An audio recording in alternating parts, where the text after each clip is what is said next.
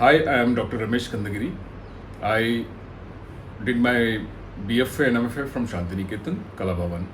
And my first encounter with art was like the antagonism between real and the modern.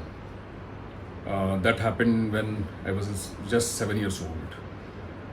And coming upon the two visuals, the reproductions of Raja Ravi Verma and Gaitonde in a barber shop.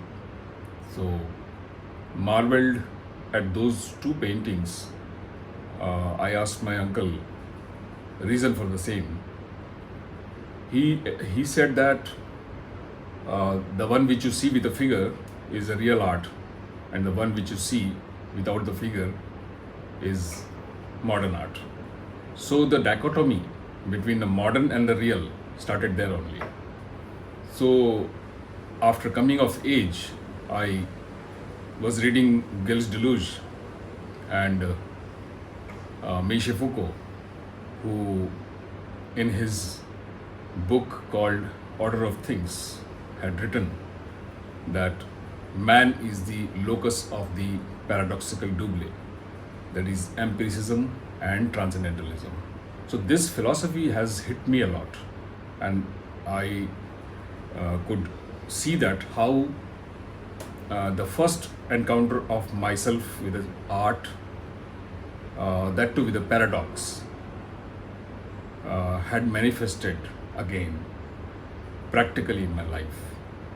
And my opening with art was learning, copying art of masters by imitating them when I was hardly 17. Before entering into Kalabhavan Shantiniketan, I mastered the realistic drawings, that is academic naturalism. So there is always misunderstanding in society, especially Indian society, that whatever is representational, whatever is so-called realistic, which is academic naturalism, in fact, is the real one. And they don't take abstraction as such in a very easy way. They would think that whichever is not understood is abstract. I do disagree with this fact. Because it has been established. Now, it took me various risks that I took in my life to actually get into the core of the context of manifesting abstraction, the real abstraction coming from the heart. So much so that not to copy any master's lexicon, but for that nature wanted certain payments, and that was many accidents I came through.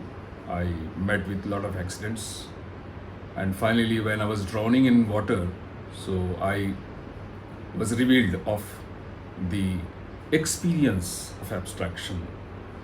Then I wrote in my diary that ask a person who is confronting the enemy, the soldier, who is confronting the enemy, and then and there only he is having the flash of abstraction.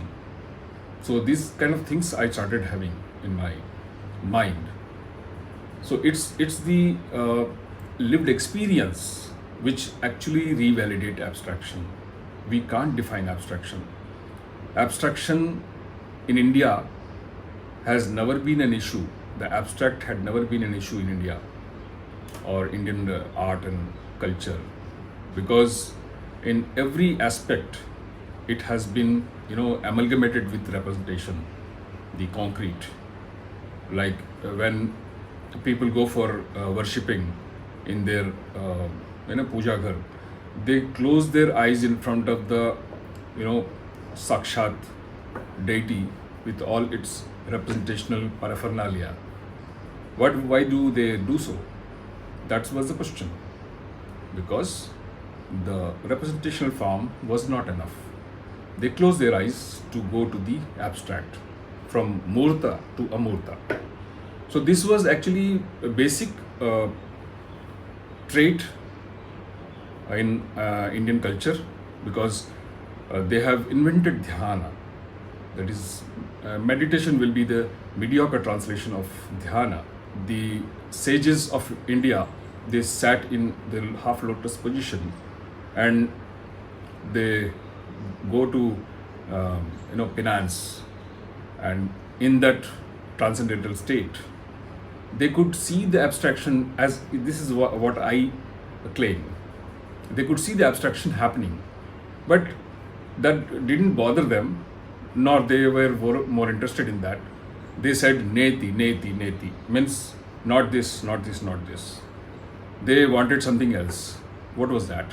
That was sublime. They was heading towards sublime, and I think that sublime is very important. Okay, then so I thought, if it is so important, then what are we doing? Aren't we actually sublimating our sublime throughout our creative life? So, landing upon this understanding, I connected my past experience with all those catastrophic experiences of accidents. That was because of the dynamism.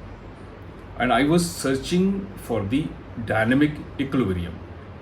The dynamism was making accidents, and dynamic equilibrium was what was expected from me by the nature.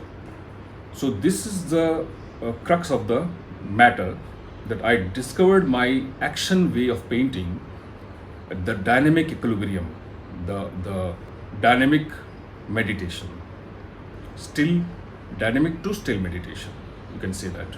So the way I paint is also like that.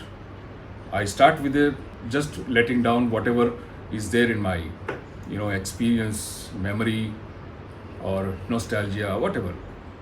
Then I don't think that this will not happen, that will not happen. A lot of things are there for a creative person. I just let them down. Then I get the pace. The actual existential dynamism starts in action. That is in action now, and then painting starts. And there is a time when there is a peak of the happening, when I see that my ideas and media are amalgamated in such a way that none of them could be brought into their previous states. So there is the alchemy. This is the sublime alchemy. I call it sublime alchemy. This is how I sublimate my sublime.